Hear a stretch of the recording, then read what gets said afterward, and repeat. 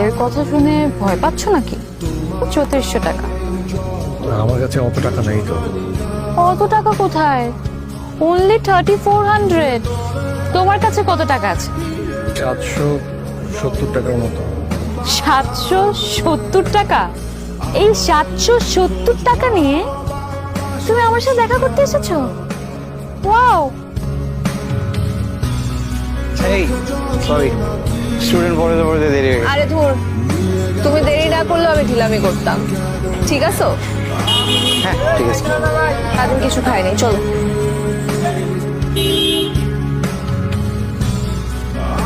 আচ্ছা, আমার কাছে টাকা নাই, আমার কাছে টাকা কখনো থাকে না। আমি 700 টাকা নিয়ে আসছি। 700 টাকা ঠিক মতো খরচ করলে একটা সংসার চালানো যাবে। চলো।